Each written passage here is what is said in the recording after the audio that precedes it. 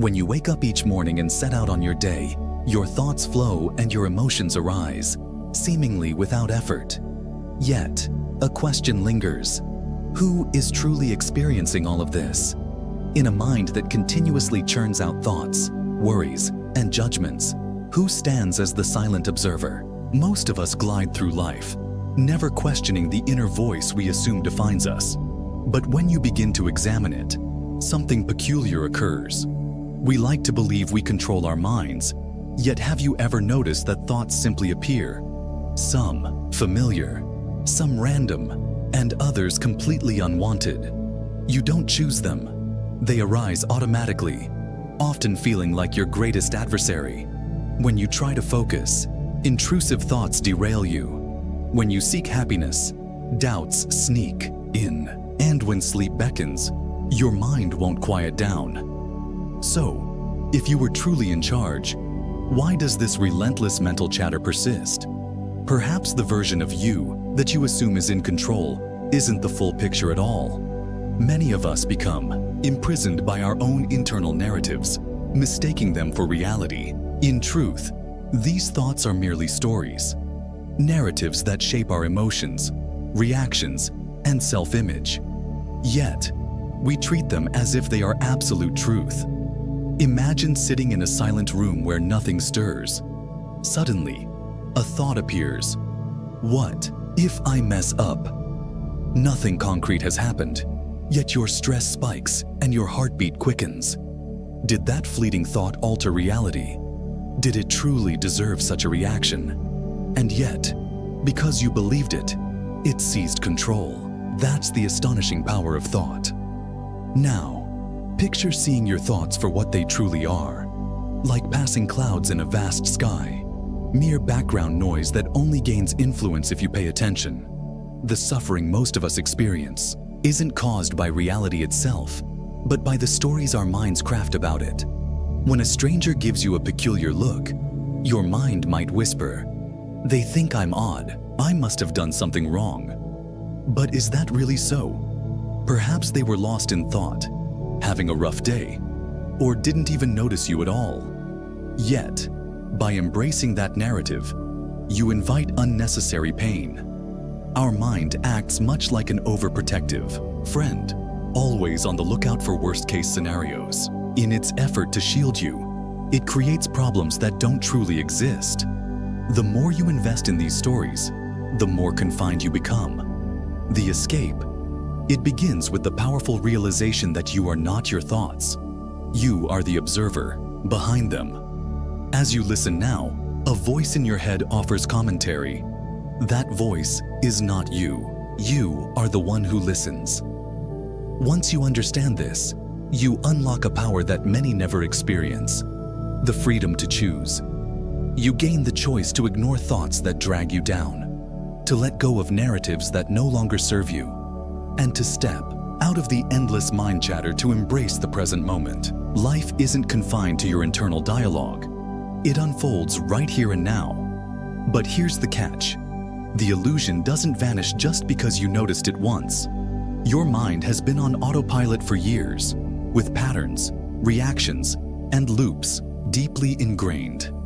Even when you recognize your thoughts for what they are, they persist, whispering seductively until you're drawn back in. This is why many of us slip back into old habits.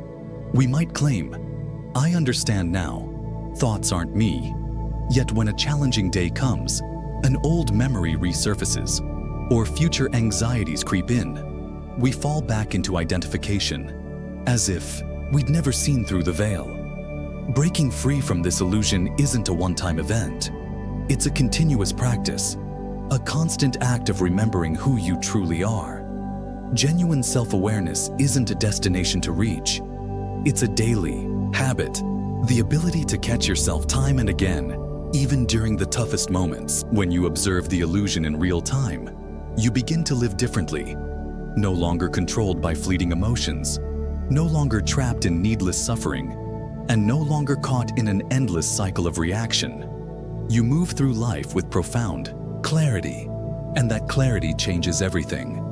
If thoughts are just patterns, emotions merely energy flowing through you, and reactions simply conditioned habits, then what is truly real?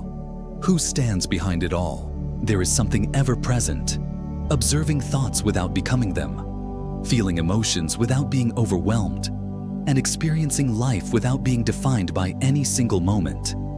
That something is you, not the voice in your head, not the personality you've constructed, not the roles you play, but the pure awareness that witnesses it all. And when you truly embody this realization, not just as an abstract idea, but as a lived experience, you become untouchable. Thoughts may drift in, but you no longer chase them. Emotions may surge, but you refuse to drown in them. Problems may arise, but you remain centered, recognizing them as mere passing clouds. In that expansive space, you become like the sky itself, vast, serene, and unshaken. This is where true freedom begins, not by battling thoughts, forcing positivity, or suppressing emotions, but by stepping outside the game entirely. Once you recognize that the game is just a game, you stop taking it so seriously. Life becomes effortless. You begin to move with the flow instead of fighting against it. No longer are you dragged by every thought, every mood, or every small inconvenience. Instead, you simply observe and navigate life from a place of deep presence, where nothing can truly shake you. It might surprise you to learn that you've been under a subtle hypnosis since the day you were born. Not in a dramatic sci-fi way, but through layers of conditioning. From childhood, you were taught who to be, what to believe, how to think, what to fear, and what to chase. Your name, your nationality, your ideas about success, your assumptions about happiness, they were all handed to you piece by piece until they became the default lens through which you see the world. Now, here's the ultimate mindbender. The person you think you are, the one who reacts, chases, fears, and clings to an identity, is merely a constructed version of you, shaped by experiences, culture, education, and social expectations. It is the mask you wear unconsciously. Meanwhile, the real you is the silent witness, present even before the labels, before the fears, and before the opinions of others. Because you've been conditioned to identify with this constructed self, you mistake it for reality. This is why so many suffer. They perceive reality not as it is, but through a distorted filter of beliefs, fears, and assumptions. When something occurs, you interpret it through a story you've attached to it. You might meet someone new and judge them by past experiences, or face a challenge and label it as too hard, too unfair, or simply overwhelming. The problem isn't the event itself, but the frame your mind puts around it. And by never questioning this frame, you imprison yourself in a self-made narrative. So the true question isn't who am I, but through what lens am I experiencing life?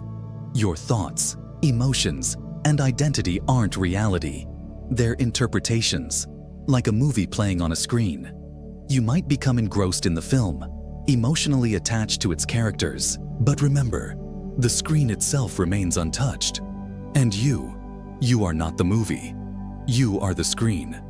Digging even deeper, if you aren't defined by your thoughts, emotions, or identity, why do they still seem to control you? The answer is simple. You continue to believe in them. You accept fear, doubt, and that inner narrative as absolute truths. But in reality, they are just conditioned noise on autopilot.